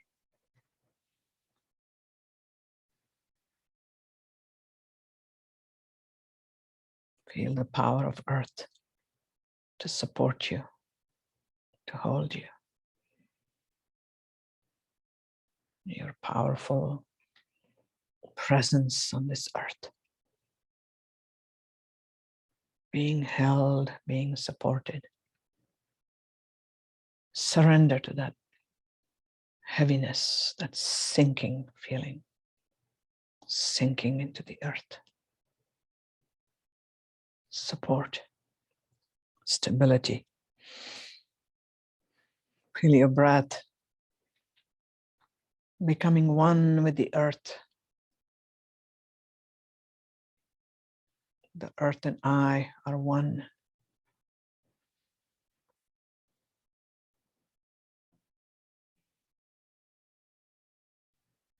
Now gently move your awareness of the breath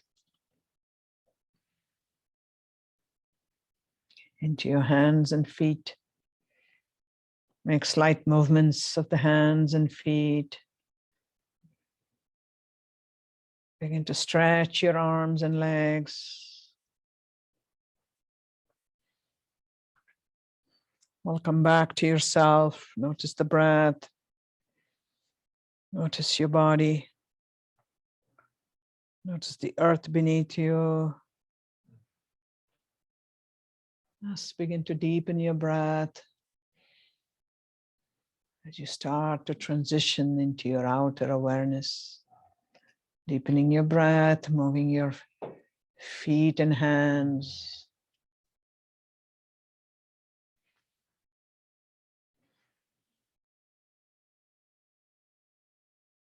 Stretch your arms way behind your head. Stretch out, clasp your hands and pull on the shoulders and neck, stretching out your whole body.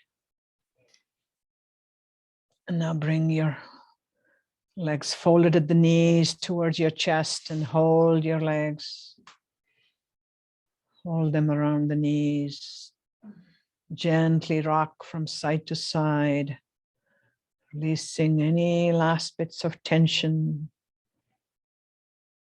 into the field of Mother Earth. Give it to her, give it to her. Deepening the breath, gently roll to your right side. Rest for a moment.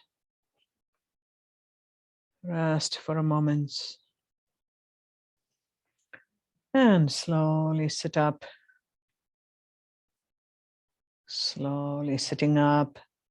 Gentle movements as you sit up. Make sure you have a cushion to support you as you need. Gently sitting up, blinking your eyes, stretching out your arms, a little spinal twist to release any tension in the spine, and shrug your shoulders. Gently move your head from side to side. Blink your eyes. Charge up your hands. Check them out. And just gently let what we call a pranic clearing, just the edges of your space around you. Your fingers like a comb, combing it out, the pranic field. And just reach for your notebook and pen. And for a few moments,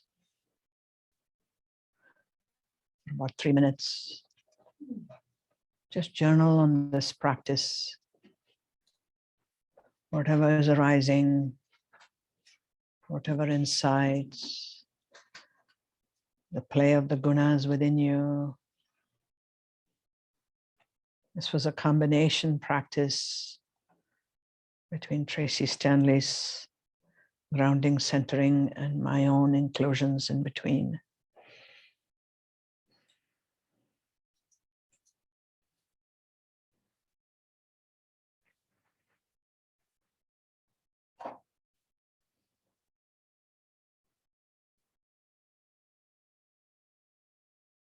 Grounding and centering.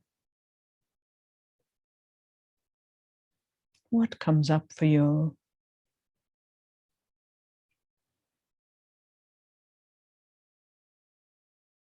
The sankalpa was repeated only once in this practice.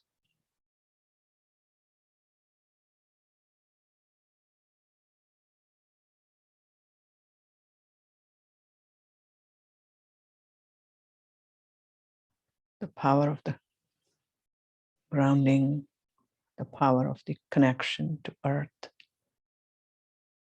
the power of the connection to yourself.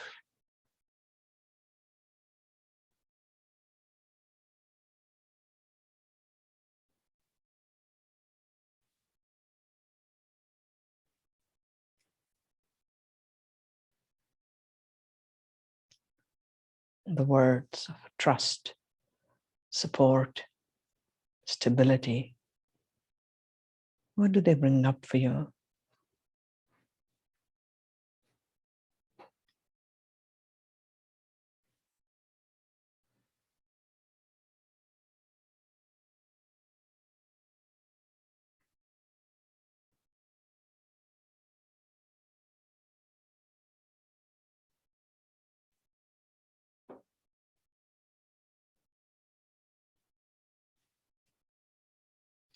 Think of an event in your life at any time where you felt truly supported by someone.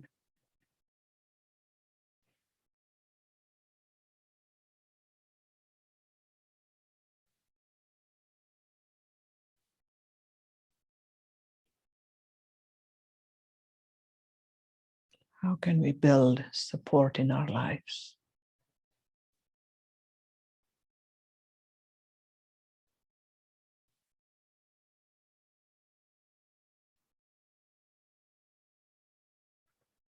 How can we value the support we provide for one another?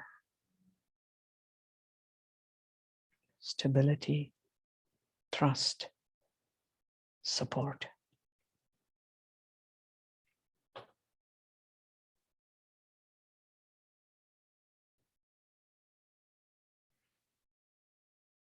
If any questions come up for you, make sure they're written.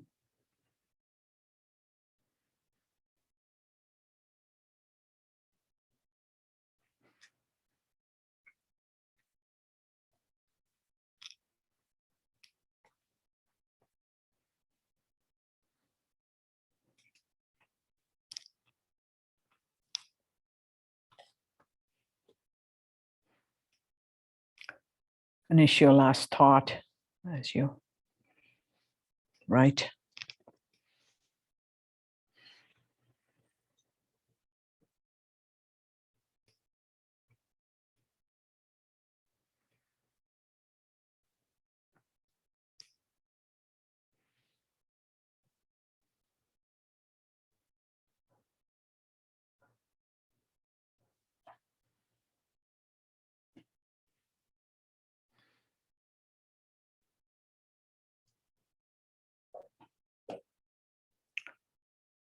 Just use the mantra Lam within you while we wait for people to finish up. It's a beautiful grounding bija mantra. Lam, Lam, to feel the resonance all through the spine, into the earth, We're so lucky in this beautiful, the floor of this barn to be directly in contact with Mother Earth below us.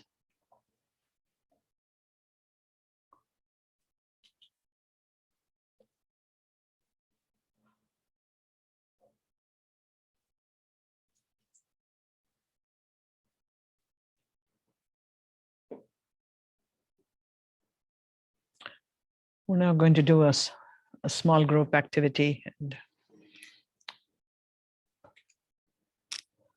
and for the online people too, I will put you into breakout rooms of 3, and the same here. Here we can do 2 groups today. You 2 can turn towards each other, and you 3 can come together here. And, no, I have. So for those of you who are online, the format for our discussion is in your class materials for today, and I have handouts for us. So to make sure that everybody gets one. And I'd like you to go to the bottom part, small group debriefing on today's teaching, study, reading, and practice. So what new concepts are you encountering today? Make a short list. Clarify and explain these terms in your own words to each other. Take turns. What is the impact of today's Yoga Nidra practice for you? Maybe there's some insights and arisings from your journaling you can share. What about some of the components in today's practice? And those of you who have Stanley's book, you can look at the page I used. Page 106, was it? And otherwise, just recall. It's a nice way to just recall. That was pages 106 to 108, grounding, centering.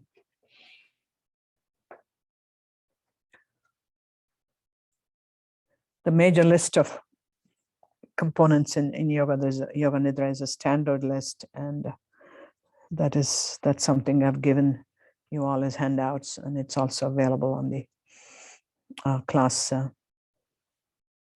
reserves. What did you like about the practice? What didn't you like? What would you like to modify or add?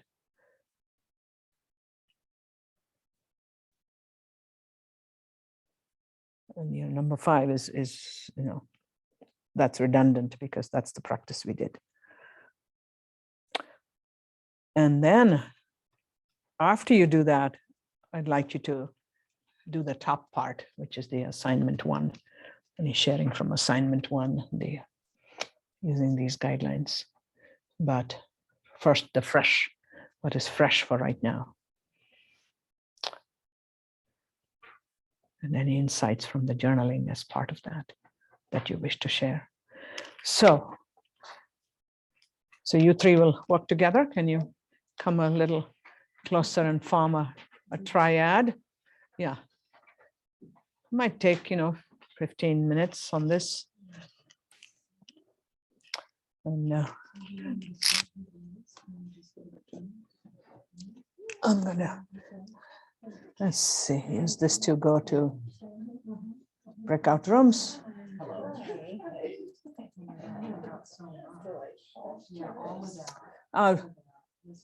Would you like me to screen share this list, or let's see, the online people, have you all found it on your Google Classrooms? I know. I'm not quite sure where it's at on the Google Classroom myself. I have it. Can we screen share in our small group? Do you know? Yeah, that's what I would like to do. I have to get to my. Because I could screen share it in my group. I don't know. Oh, perfect. I can also put a link in our chat for the whole group or in the group. I have it up, so I don't know. You have it up, okay, all right, I had that too. excellent. You have it up for the, I can't see it. You have it up for the whole group, for all of No, us? let's see if I can share it. Sree, you have to give her permission to share. Okay. Oh yeah, I don't know. Or here's a link in our chat. Okay. I hope it works for you. It's a link from my profile. But There, she's got it on the chat board.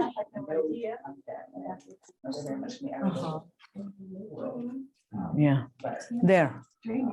Yeah. Small group sharing, it's up on my screen. Are you able to see it? Small group sharing. if Yeah. you click share screen there, Sree, on the bottom of your screen. Right, I thought that's what I'm doing, but I guess not. To select it after that. But we've got it up. It's okay.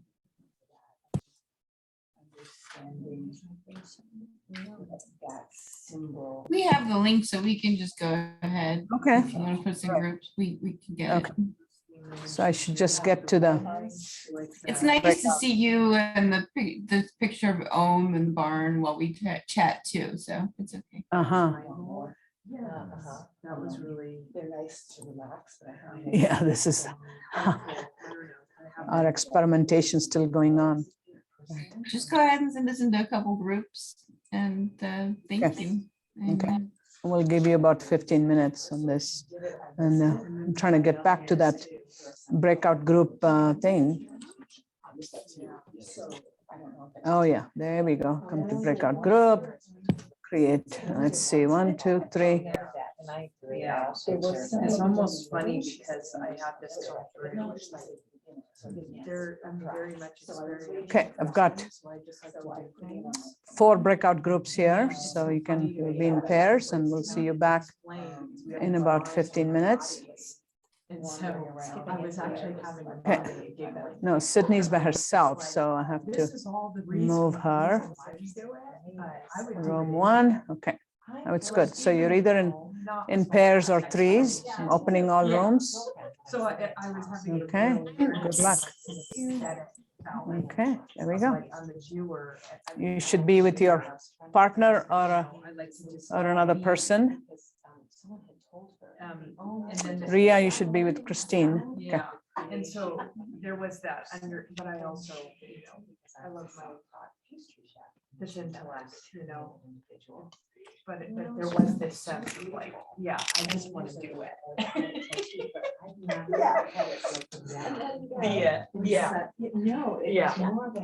Yeah, you seem to be guided by your intuition a lot. Yeah. So 2 intuitive ladies together, and you took it into your law practice, and she has it in the belly. Yeah. Right here. Yeah, that's somatic. Like it's a whole journey unto itself. I think about you every time now when I do a little belly massage. Oh, yeah. I'm Yeah. waiting to get one from you. Yeah, and I love that the meaning of Maya. Uh-huh. So, like I'm a Maya practitioner because I went to Yes, Central of course. America to learn from the Maya. Right. But the meaning of Maya I is know. the dissolution of self, right? Like That's one of the meanings. There's many meanings. I think the meaning that we would share with the original South Americans say, historically would be, she is the mother of the world. Yeah. And the mother of measuring everything. Yeah. Like everything has its place. Yeah. So Maya, the mother, wants to be sure we all have our place. Yeah. And that's part of this grounding and centering is, to be cherished in place. Oh. Yeah. And that's, so when you do this. Cherished in place. Yeah. Oh. And that is the mothering principle itself. Because unless everything is in place, Yeah. how can life flower? Yeah, and then look, here's our pelvic Held, bowl. yeah, exactly. Oh, I love that. It's all like Held in there's all these place. Connecting. It is, it's so powerful. But most people in the West don't know that the tantric meaning of Maya is much bigger than saying Maya. The Vedantic meaning is illusion. Yeah. Illusion, in a sense, attachment to that sense of separate self. Yeah. Attachment to the part. Yeah. Like if you were a birther, that you would be attached only to that birthing process and you're not thinking about the mother and her needs. Yeah. So then that is still Maya. Yeah. Yeah. Okay, I'll let you be. I'll let you be. Point on the home. Okay, yeah. Which is probably just practical, but it's also, maybe it's not practical at all. Maybe that helps me balance when we do our balancing. Okay, yeah. We're Nice. discussing Are you good? Turiya and Maya. Turiya, yeah, I forgot to use that word. Turiya means the fourth. So that's the number 4 where I've written. That's really all it means. Turiya means the fourth. And so that's why I described it. It's transcendental. It's what overcomes the 3 fragmented states. Turiya is the crescent. No. It's the whole, okay. It's the Turiya is Turiya means the fourth. The fourth. So it's the fourth, though really it's not a state of awareness because it is pure awareness itself. It's the field of pure awareness within which everything arises and falls back into, which is our essential nature, Yeah. which is the goal of all Take it. practices we do, right? So that is, the goal is Turiya. And that crescent moon, that is what we call the veil of illusion. Why are they co-located? Of the bindu. Why is Turiya located next to the Veil of Illusion? It's not next, it's on top. Okay, It always has to be at the very top, on top. as a drop, as that bindu. The symbol is the bindu, which is a drop of bliss. Which is the feminine and the masculine. That's the tantric interpretation. The Vedantic interpretation is the transcendental consciousness. Yes. I like to know them all.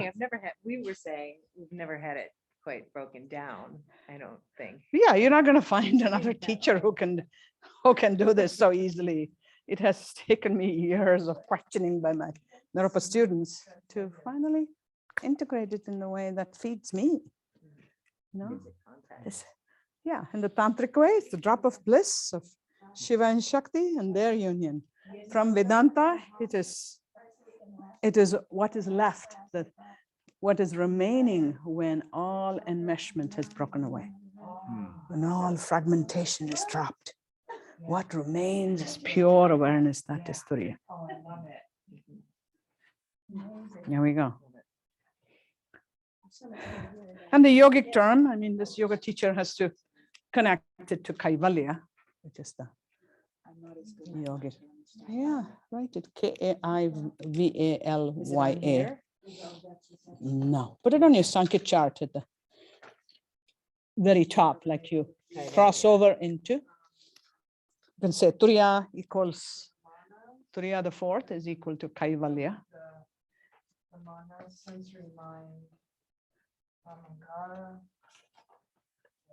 Is equal to. Is equal to Om, is equal to Turiya, is equal to Kaivalya. Yeah, Kaivalya. Kaivalya means to be alone with oneself. That's what it means. Pure awareness, to identify finally with only pure awareness. In fact, even all sense of identification is lost because when you identify, you're again getting attached, limiting it. That's why there's no way to describe it. Yeah, exactly. You got that. You got that. These were the 3 here. So we didn't really talk about these 2. Which ones? Prakriti and Purusha? Purusha. Yeah, Purusha is pure awareness. Yeah. Purusha. But we kind of focused on these. Yeah, well, Yeah. right. Well, Prakriti would be the whole chart. Yeah. And then Purusha is outside the chart. Oh, Pure awareness. okay. Okay. I just happened to put those into boxes, so Yeah. that's a good thing for me to bring up with people. We're going to visit this again and again. It's not, it's only the first to sweep. What's our next one? Three.